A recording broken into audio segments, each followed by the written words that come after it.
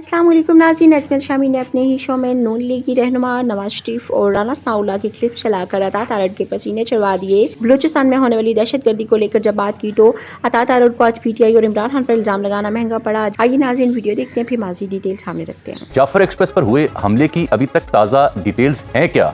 कहाँ का वाक़या है, कब पेश आया है, कितने मुसाफिर इसमें थे, ऑपरेशन की सूरत हाल इस वक्त क्या है?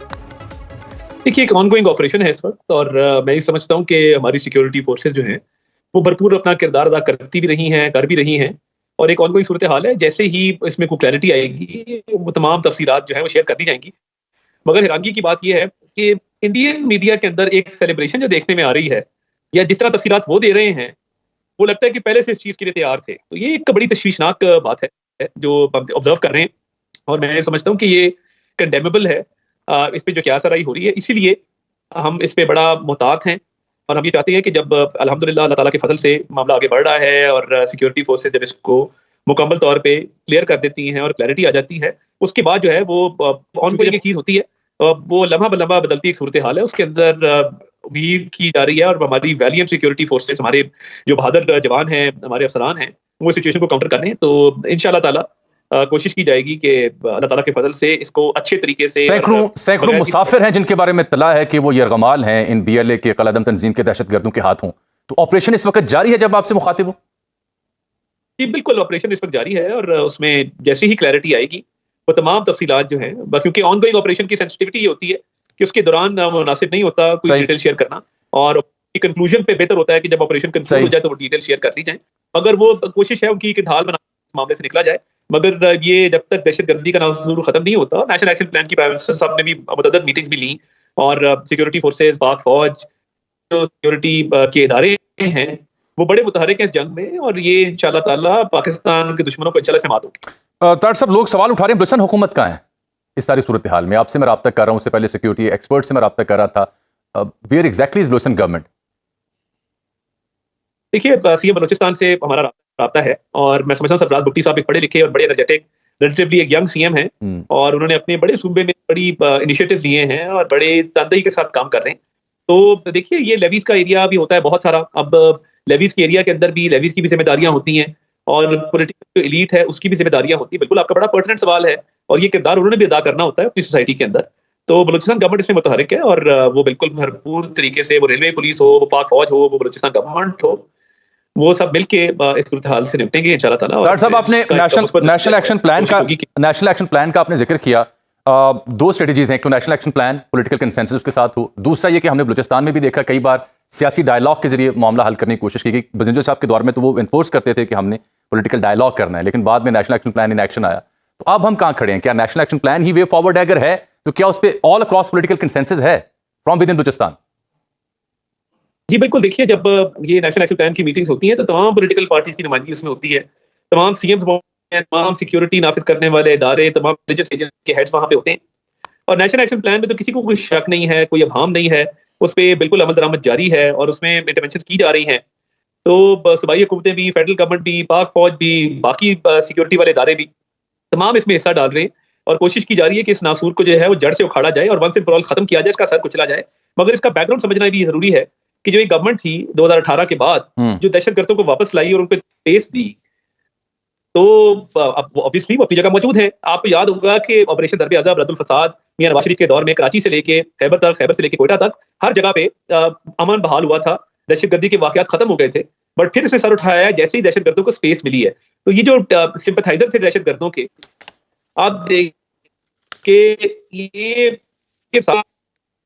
आर्मी के खिलाफ बात करेंगे, कभी टेररिस्ट के खिलाफ बात नहीं करेंगे, कभी टीबी के खिलाफ इनकी कोई बयान नहीं है। इनका सारा टारगेट जो है वो सिक्योरिटी के इदारे, उससे नुकसान होता है।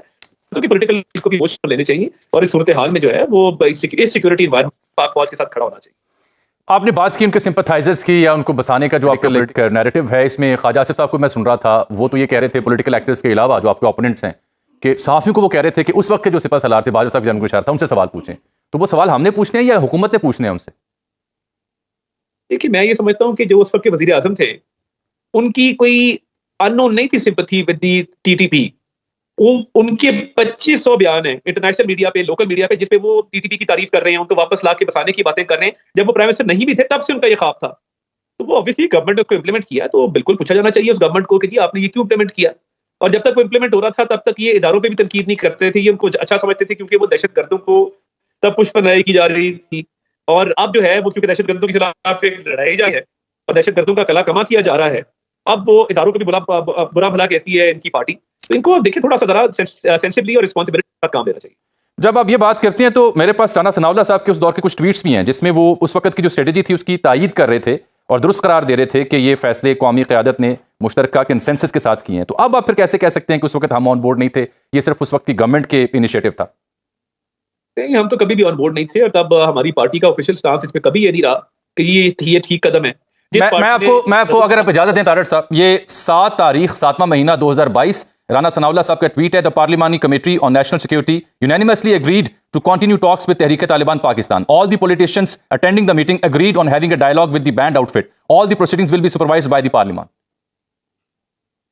देखिए, ये मैं तो ये समझता हूँ कि जिस पार्टी ने रद्दुल फसाद किया, ज़रबे अज़ब किया, जिस पार्टी ने दहशतगर्दी के वाक़यात का वो पार्टी कभी भी सपोर्ट नहीं कर सकती। पार्लिमानी कमेटी में कोई बात हुई होगी, मगर तालिबान को तहरीक तालिबान पाकिस्तान को वापस लाके बसाने की बात में हमारी ना मुशावरत शामिल थी और ना हम उस डिसीजन मेकिंग का हिस्सा थे।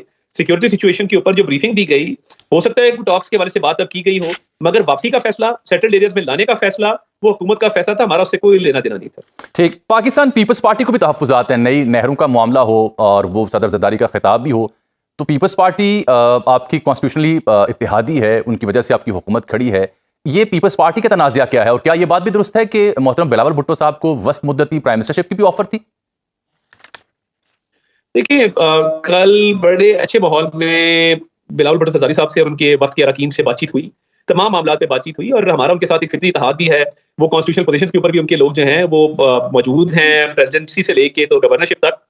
तो उनके साथ बड़ा कल अच्छा माहौल था, बड़ी शीर और शकर थे आपस में, हम और वो। और हम ये समझते हैं कि उनके जो भी तहफ़्फ़ुज़ात जिस भी हवाले से हैं, उस पर हुकूमत बातचीत उनसे कर रही है और मैं नहीं समझता कि कोई ऐसा इशू है जो हल ना हो सके। तो इस पे बहुत ही मैं समझता हूँ बड़ी रिजल्ट ओरिएंटेड गुफ्तगू हुई और तमाम मामलात ऑलरेडी कमेटियां बनी हुई हैं। एक बीपीएम डार साहब की कमेटी है, एक पंजाब के हवाले से कमेटी है। तो वो तमाम मामलात पे बातचीत कर रहे हैं और इंशाल्लाह ये मसला जो है, जितने भी मसाइल हैं, वो मुझे लगता है कि पॉजिटिवली उनकी आउटकम निकले। कि अरकान से बातचीत हुई, तमाम मामलात पे बातचीत हुई और हमारा उनके साथ एक फितरी इत्तेहाद भी है।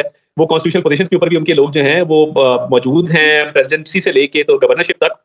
तो उनके साथ कल अच्छा माहौल था, बड़ी शीर और शकर थे आपस में, हम और वो। और हम ये समझते हैं कि उनके जो भी तहफ़्फ़ुज़ात जिस भी हवाले से हैं, उस पर हुकूमत बातचीत उनसे कर रही है और मैं नहीं समझता कि कोई ऐसा इशू है जो हल ना हो सके। तो इस पे बहुत ही मैं समझता हूँ बड़ी रिजल्ट ओरिएंटेड गुफ्तगू हुई और तमाम मामलात ऑलरेडी कमेटियां बनी। जी तो नाज़रीन, ये थी आज की वीडियो। उम्मीद करती हूँ आप लोगों को वीडियो अच्छी लगी होगी। वीडियो के बारे में अपना फीडबैक जरूर दीजिएगा। मिलते हैं अगली वीडियो में, तब तक के लिए खुदा हाफ़िज़।